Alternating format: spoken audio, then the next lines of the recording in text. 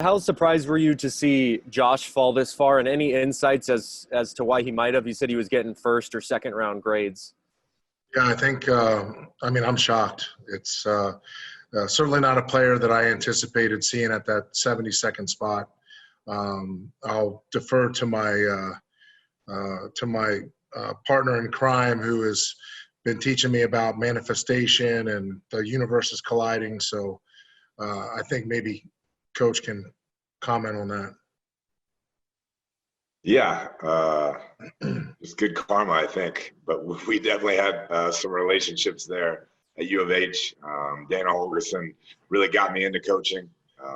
First job there was at U of H, and then Brandon Jones, who was Josh's O-line coach there this year at U of H, was my offensive line coach at Texas Tech. So there's a lot of good kind of synergy going there, and we're so thrilled it worked out. We did not expect him to be there.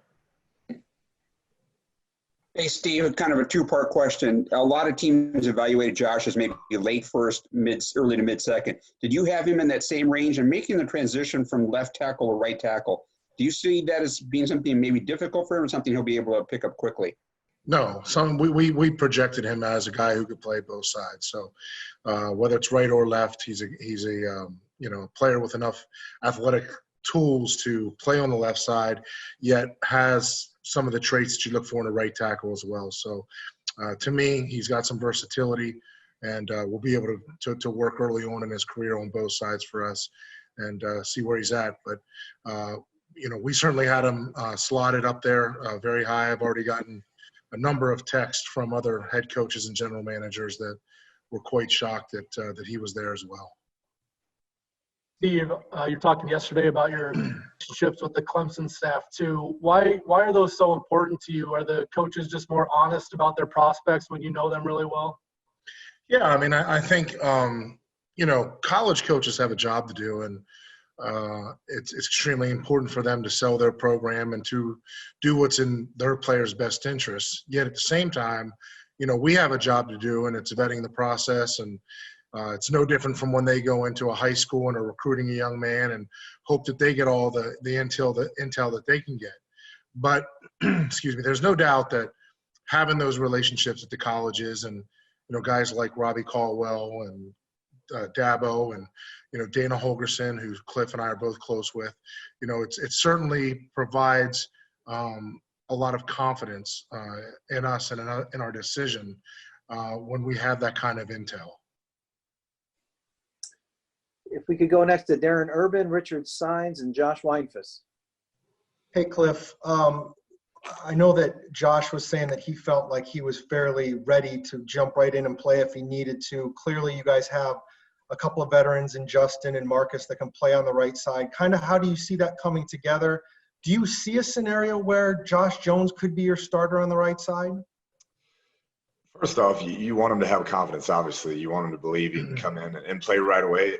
It'll be a jump. We know that. But, yeah, having Marcus healthy, which we're all hopeful he will be, having Justin back, who we thought developed tremendously over the course of the season. Obviously, DJ played the best football of his career. And then, we like Josh Miles. We like how he came along last year, his development, very athletic. So to not have to rush him into a spot, I think, is going to be helpful for Josh Jones long term. And like I said, we're just thrilled to have the opportunity to have him be a part of our organization, and I know he's ready to get to work.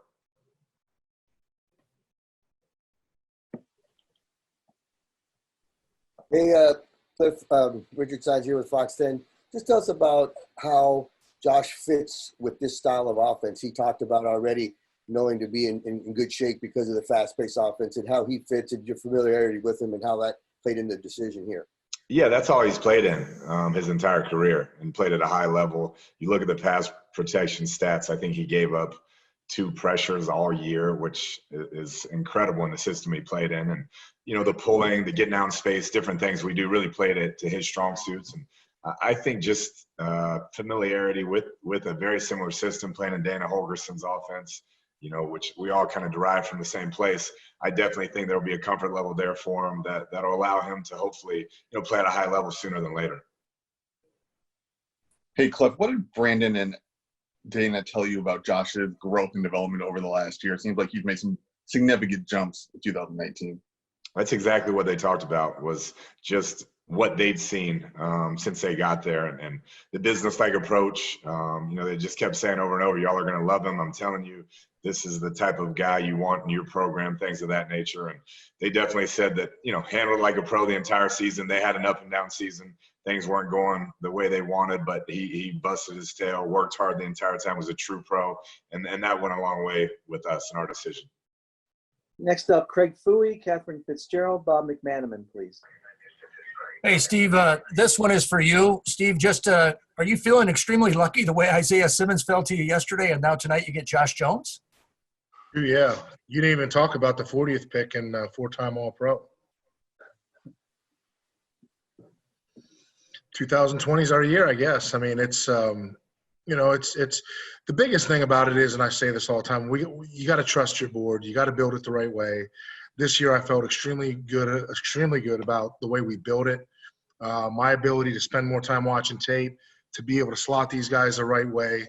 And I think that, when you trust your board, you trust the process, you have an opportunity for success. And today was fantastic for a number of reasons, because number one, we got a player at the 72nd selection that we coveted, and a guy that fits a positional need. So, again, he was the best player available in my opinion, and he also fits that positional need at tackle. Kliff, I know you mentioned kind of the conversations you had with coaches at Houston about Josh's growth over the year, but where have you seen that the most, particularly on the field? Yeah, I think just consistency in his play.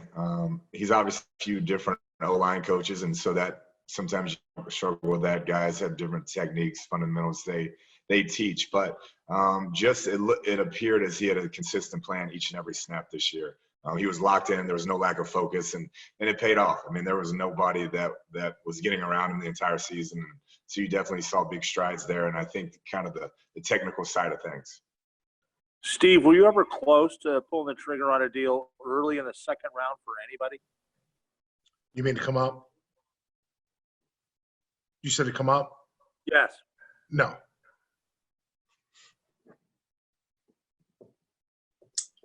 I think our next three are Cameron Cox, Omar Ruiz, and Tressa Tudrick, and then we'll wrap up with Pedro Gomez. Hey, Kliff, this question's for you. I don't know if you've seen the reaction on social media, but where you're doing your kind of drafting is kind of won the internet the past couple of days. Have you seen the reaction to it? And then what's the cell phone been like, text messages you're getting from your boys about it? Yeah, I mean, I've had some friends obviously hit me up, but it's a unique situation, obviously, to be able to do it from home and just have fun with it, give some quality content and just enjoy the process. Hey guys, congratulations on the pick tonight. It seems like you've gotten overwhelming value with both of your picks. With what you did in free agency, how much more confident were you heading into this draft to get that true best player available? I mean, I think that, that's always the mindset, Omar, but, when you do fill positional needs, it's easier said than done. I mean, so the fact that you filled some of those spots, it has sort of that less tug at you to want to do things that you're not really comfortable with, which is a tough part of the process. Being honest to the board and making sure that you're not pushing guys up because of positional need or one reason or the other. So I feel like we were able to build this board pretty good, and the meetings went really smoothly. Had great dialogue and some good debates. But ultimately, to be able to come away with two players so far in 72 picks that were in our top 30 is tremendous. Hey, Coach, this question is for you. Josh mentioned that you actually recruited him back in the day. Do you remember anything about those conversations? And how much have you seen him improve and grow throughout his college tenure? Yeah, just that he told me no. I do remember that. But no, you could tell he's been an athletic player. He had great focus. Even then, you could tell he wanted to be a good player. And you just see him grow up. Talking to his O-line coach this year, talking to Dana Holgerson, like I said, to watch them have a tough year and the way he handled it and was a leader and professional and kept doing his job to the best of his ability goes a long way. And so just really happy to get to work with him after he turned me down initially. Steve, you've got what you tabbed as an eraser, and now you got an offensive lineman. What are you looking for tomorrow? Same thing, Pedro. We're going to stick to the board and trust the process. There aren't many positions that we wouldn't take. So, no matter whether it's an offensive or defensive player, I just want to continue to make sure that we trust our board and we stay true to it. I think that, you start to get yourself in trouble when you start to veer away and do some things just to be different. So I think we'll stay true to the board and continue to trust the work that our scouts and our coaches put in and make sound decisions for this organization moving forward.